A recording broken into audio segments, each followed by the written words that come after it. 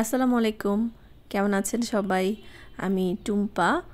আজকে একটা বড় কেক নিয়ে চলে আসছি।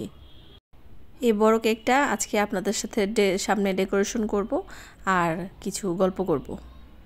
আমার একজন সেলিব্রিটি কাস্টমার আছে, সো সেই সেলিব্রিটি কাস্টমার আপুরই অর্ডার ছিল এই কেকটা। আপু হচ্ছে প্রথম আমি ওনাকে একটা কেক গিফট করেছিলাম, প্রায় 2 বছর আগে হবে হয়তো।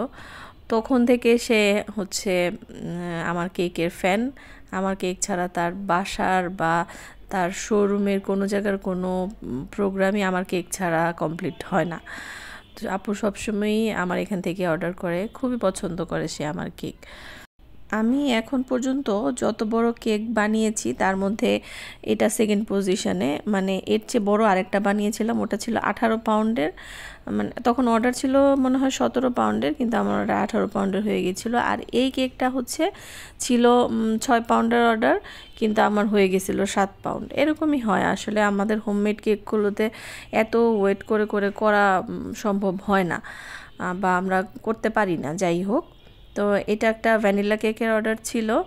আর যেহেতু কর্পোরেট একটা অর্ডার ছিল, কর্পোরেট অর্ডার এইগুলোর ডিজাইন আসলে একটু সিম্পলই হয়। আর ডিজাইনটা আপু আমাকে ফিক্স কোনো কিছু বলে দেয় নাই, শুধু বলছিল যে লোগোটা থাকবে। আমি লোগোটা হচ্ছে এডিবল ফটো প্রিন্ট, যে পেপারগুলো সুগার পেপারের উপর প্রিন্ট করে নিয়ে আসছিলাম দোকান থেকে, করে নিয়ে তারপর হচ্ছে এটা কেকের উপর বসাই দিছি। আর এই কেকটা বানানোর জন্য এত বড় কেক তো আসলে একবারে বানানো সম্ভব হয় না। এটা হচ্ছে আমি 3 পাউন্ডের পরিমাপের 2টা কেক বানিয়েছি, বড় 10 ইঞ্চি মোল্ডে। এরপরে আমি এগুলাকে কেটে কেটে, যে ভিডিওতে আপনারা দেখতেই পেলেন, ওইভাবে আর কি স্কোয়ার শেপ করে নিছি, করে তারপরে ক্রাম্পড করে, এরপরে হচ্ছে ক্রিম কোট করে তারপর আপনাদের সামনে এই যে ডেকোরেশন করছি। বেসিক একটা ডেকোরেশন, এটা হচ্ছে চারপাশ দিয়ে বর্ডার দিয়ে দিছি, আর এই যে এডিবল ফটোটা বসাই দিয়ে এর চারপাশ দিয়েও আবার একটা বর্ডার করে দিব।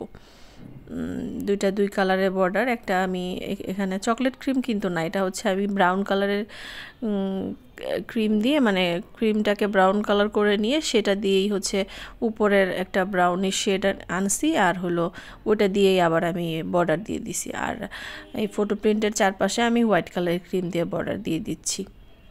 এই বড় কেকগুলো আসলে আমার তো বাসায় যেহেতু কেক বানাই, ফ্রিজটাও তো রেগুলার সাইজের, বেকারির মতো বড় বড় ওভেন বা ফ্রিজ তো আমাদের হোম বেকারদের থাকে না সাধারণত, আমারও নাই।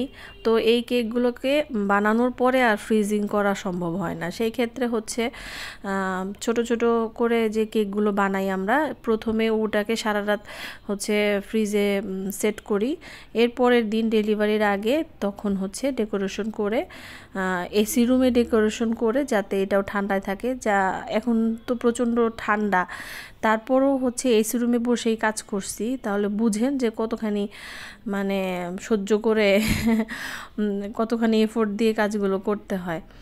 লাস্টে আপনারা দেখতেই পাবেন আমি এই ঠান্ডার মধ্যে তারপর আবার এসি অন করে রেখে এটাকে পুরো ডেকোরেশন করছি, যাতে কেকটার ক্রিম গলে না যায় বা খেতে কোনো খারাপ না লাগে। যাই হোক, এরপর ফিনিশিং দেওয়া বা ডেকোরেশন করা সবই শেষ। এরপর আমি কিছু সিলভার কালারের সুগার বল দিয়ে দিলাম। আর এই কেকের সব কিছুই খাওয়া যাবে, উপরের যে লোগোটা এগুলো সহ সব কিছুই খাওয়া যাবে। তো আজকের কেকটা কেমন লাগলো আপনারা কমেন্টে জানায় যাবেন আমাকে। আর এরকম সুন্দর সুন্দর ভিডিও দেখার জন্য আমার পেজের সাথে থাকবেন। কেকের ডিজাইনটা কিন্তু খুব সিম্পলের মধ্যেও খুব ভালো লাগছে, আমার কাছে ভালো লাগছিল আর কি। তো এই হলো অবস্থা।